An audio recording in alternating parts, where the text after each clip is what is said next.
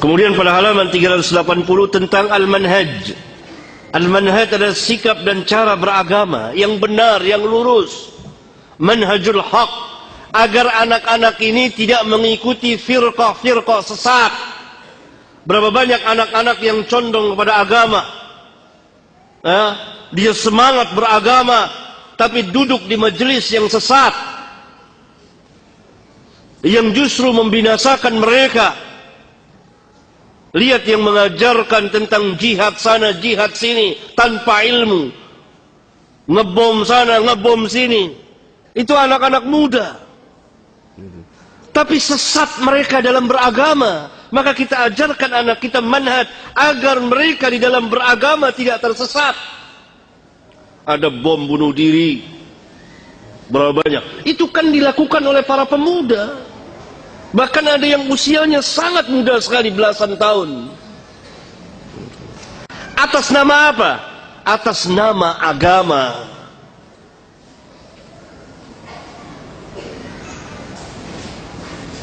Kenapa? Karena mereka diajarkan oleh para penyesat atas nama agama.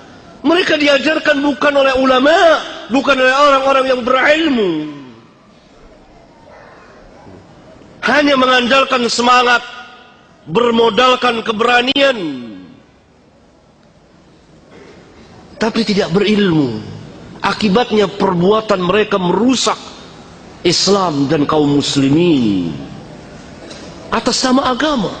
Bahkan mereka yakin bahwa yang mereka kerjakan ini benar.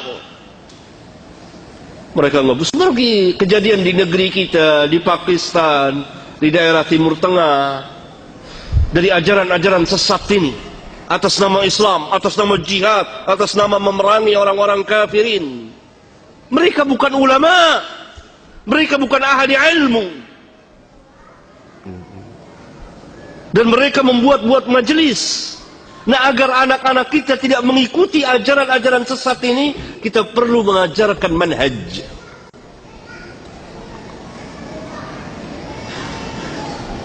Saya telah menulis sebuah kitab tentang masalah manhaj, itu law kana khairan lasabaquna ilaihi.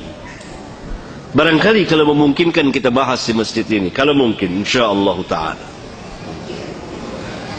supaya anak-anak kita dan kita tidak tersesat dalam beragama, supaya lurus, supaya mengikuti sunnah Rasulullah sallallahu alaihi wasallam. Karena ajaran Islam adalah kemaslahatan untuk kemaslahatan umat manusia, memberikan kemaslahatan kepada umat manusia.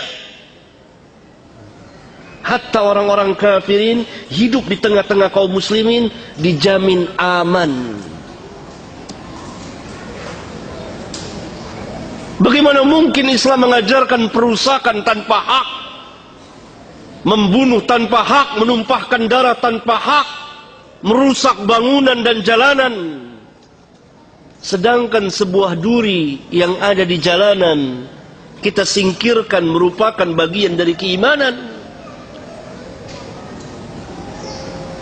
Kan Nabi SAW bersabda, iman itu mempunyai 60 cabang lebih, dalam riwayat yang lain 70 cabang lebih. Ini dalam riwayat Bukhari dan Muslim.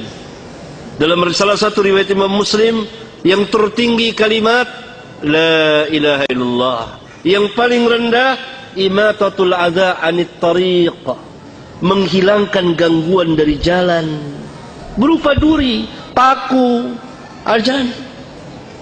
Lihat, bagaimana mungkin Islam mengajarkan perusakan kalau sebuah paku yang ada di jalan diperintah untuk kita singkirkan agar tidak terkena manusia yang jalan di jalanan tersebut. Luar biasa ajaran Islam. Nah, agar lurus ini kita belajar manhaj.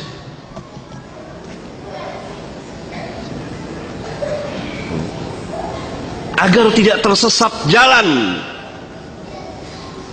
Karena ketika terjadi kebangkitan kembali kepada agama, berbagai manusia kembali kepada agama, akhirnya sebagiannya tersesat di dalam memahami, kemudian mengamalkan, kemudian mendakwakan agama, maka terjadilah apa yang telah terjadi pada sebagian dari kita. Disebabkan apa? Kesesatan di dalam memahami din. Atas nama apa?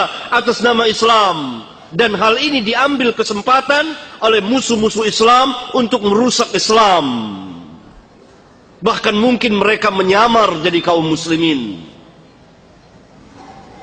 Akhirnya Islam yang rusak akibat perbuatan sebagian dari kaum muslimin, kemudian diambil alih oleh musuh-musuh Islam atas nama Islam, membuat kerusakan di mana-mana. Karena telah diperbuat pertama kali oleh, atau telah diberikan contoh oleh sebagian kaum muslimin, atau dilakukan oleh sebagian kecil kaum muslimin. Karena itu Islam bersama para ulama'nya berlepas diri dari perbuatan-perbuatan yang seperti itu. Nah, pemuda-pemuda ini belajar agama dari orang-orang yang tidak mengerti agama. Saya punya pengalaman tersendiri. Panjang cerita saya mengenai masalah ini. Pemuda-pemuda itu keras sekali.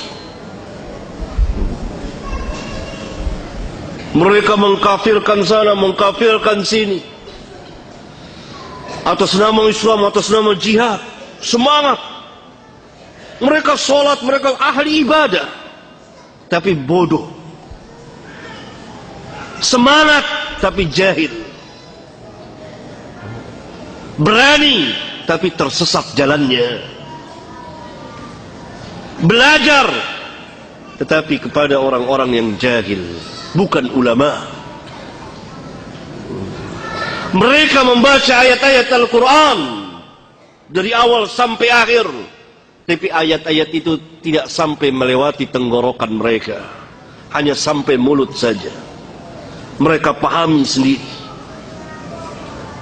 Ini akibat tidak adanya pelajaran manhaj. Karena itu sejak lama, sejak saya tulis kitab ini, saya menganjurkan kepada beberapa sekolah atau katakanlah pesantren untuk ada kurikulum khusus tentang pelurusan cara pemahaman agama atau manhaj itu sendiri.